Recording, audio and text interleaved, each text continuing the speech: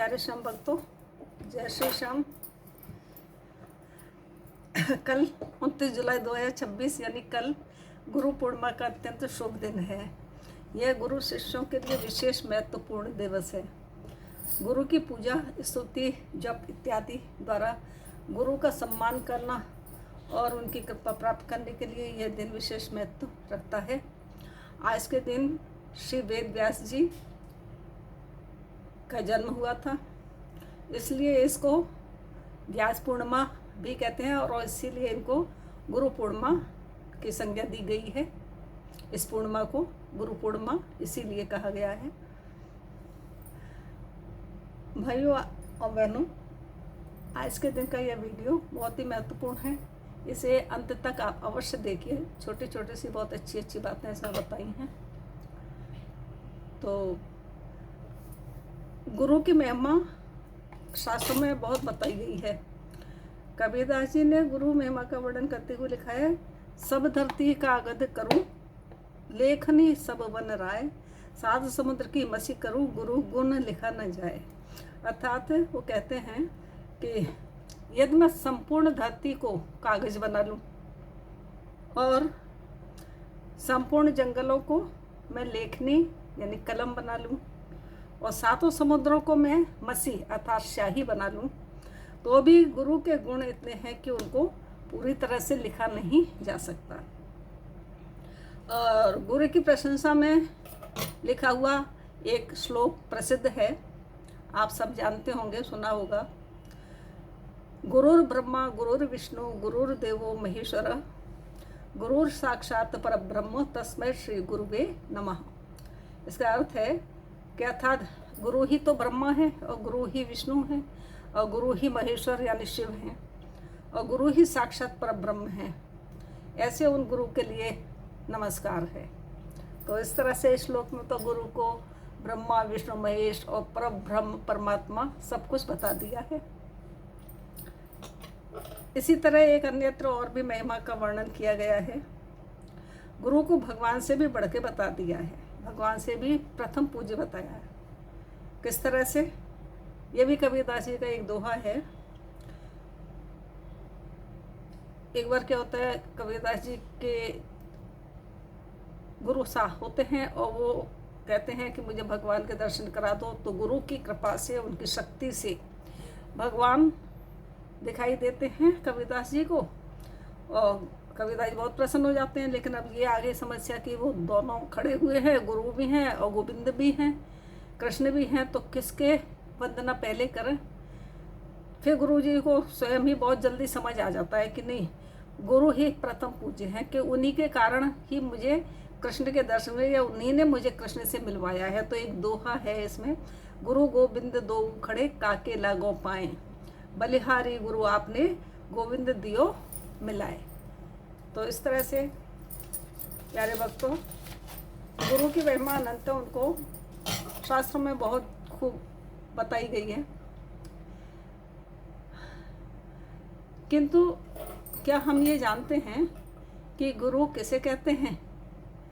यदि आप नहीं जानते हो तो मैं आपको बताना चाहूँगी कि गुरु का अर्थ क्या है। गुरु शब्द में दो वर्ण समूह हैं, छोटे छोटे जो दो शब्द हैं, गु और रु। गु का अर्थ होता है अंधकार और रु का अर्थ होता है दूर करने वाला।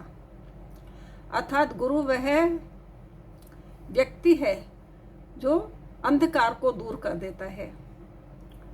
इसमें गुरु को दीपक के समान बताया गया है, दीपक से तुलना की गई है।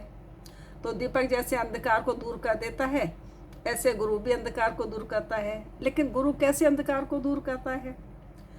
तो कहते हैं कि गुरु अज्ञान रूपी अंधकार को दूर करता है।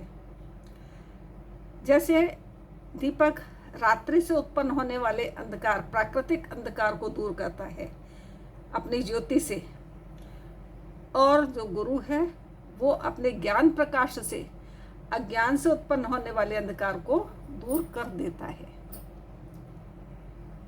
किंतु अज्ञान क्या है? अज्ञान है सत्य का ज्ञान ना होना।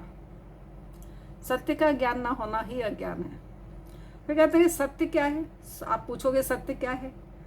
परम तत्व ही सत्य है और उसी का ज्ञान होना चाहिए।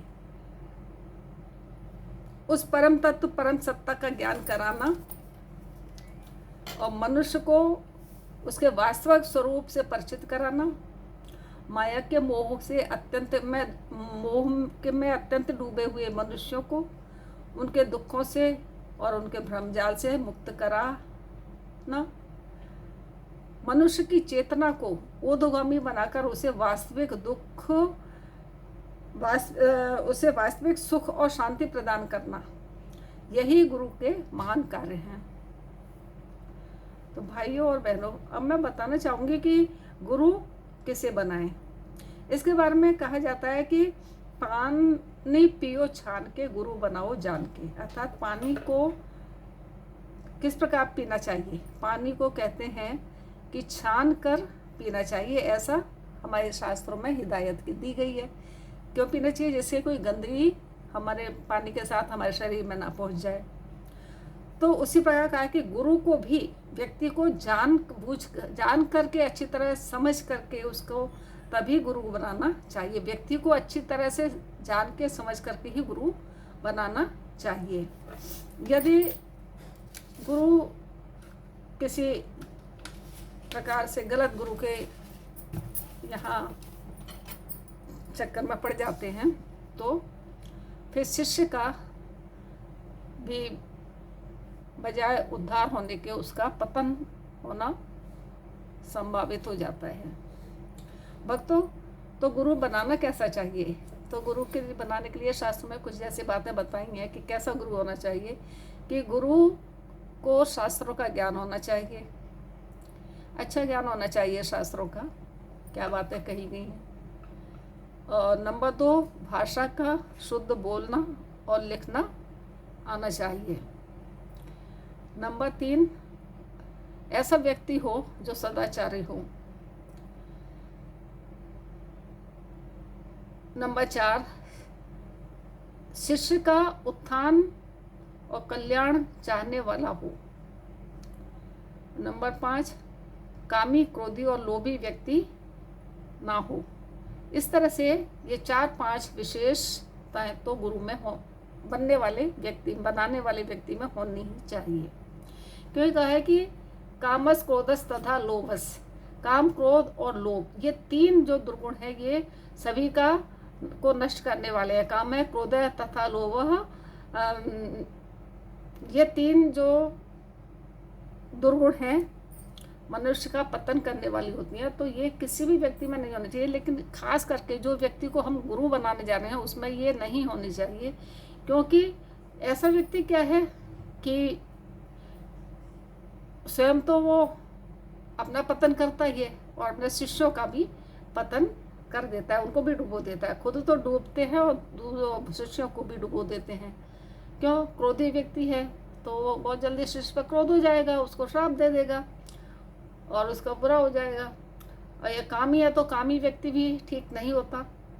और लोभी है तो लोभ, उसमें यही रहेगा कि शिष्य से हमेशा धन को खींचने की ही भावना रहेगी, यानी सोचेगा मेरा शिष्य गरीब है, निर्धन है, नहीं कर सकता। तो इस तरह का क्या है कि एक तरह से ये दुर्गुण बताए हैं, तो ये नहीं होने चाहिए। तो इस तरह से गुरु को अच्छी तरह से उसका को समझ कर, जानकर उसके बारे में तब अपना गुरु बनाना चाहिए। शिष्य प्यारे भक्तों, अब एक प्रश्न यह उठता है कि क्या गुरु बनाना आवश्यक है? तो गुरु अगर अच्छा व्यक्ति मिल जाए तो उसे गुरु अवश्य बनाना चाहिए। जब तक श्रेष्ठ गुरु न मिले तब तक अपन महादेव और श्री कृष्ण को भी गुरु बना सकते हैं, भगवान सूर्य और हनुमान जी, गणेश जी, इनको भी हम गुरु रूप में मान सकते हैं। उससे भी हमें निश्चित रूप से हमें बल मिलता है। और जब व्यक्ति अच्छा मिल जाए तब आपको गुरु बना लेना चाहिए। लेकिन ऐसे ये कोई आवश्यक नहीं है कि आप गुरु नहीं बनाया तो आपका उद्धार नहीं हो सकता। आत्मा का उद्धार तो ज्ञान से होता है, और ज्ञान तो आदमी शास्त्रों को पढ़ करके, शास्त्रों से ही ज्ञान प्राप्त होता है। जो व्यक्ति शास्त्र नहीं पढ़ सकते उनके लिए गुरु बनाना भी जरूरी है, क्योंकि गुरु के माध्यम से शास्त्रों का ज्ञान सबको हो पाता है। लेकिन अगर कुछ ऐसे हैं जो अपना ज्ञान अन्य माध्यमों से, शास्त्रों के माध्यम से, अन्य और माध्यमों से कर सकते हैं, तो उनको ये आवश्यक नहीं है कि वो गुरु बनाएं। क्यों? तो भाइयों और बहनों, मैं आज आपको एक और विषय बात बताना चाह रही हूँ कि आप श्याम बाबा को अपना गुरु या मार्गदर्शक बना सकते हैं। अब मन से उन्हें अपना गुरु मानते हुए संकल्प ले लें कि हे प्रभु, हम आपको अपना गुरु या मार्गदर्शक बना रहे हैं, और जल लेके हाथ में और संकल्प ले लें, और नियमित रूप से फिर उनको एक दीपक जला करके, और खाटू श्याम जी का जो बहुत ही प्रसिद्ध और प्रभावशाली मंत्र है, ओम श्री श्याम देवाय नमः, इसका एक माला जप रोज करें, विश्वास के साथ और श्रद्धा के साथ, सच्चे हृदय से और निर्मल मन से। तो मैं कहती हूँ कि आपको स्वयं ये अनुभव होगा कि श्याम बाबा आपके साथ हैं और आपके प्रत्येक पग पर वे आपको निर्देशन देते रहते हैं।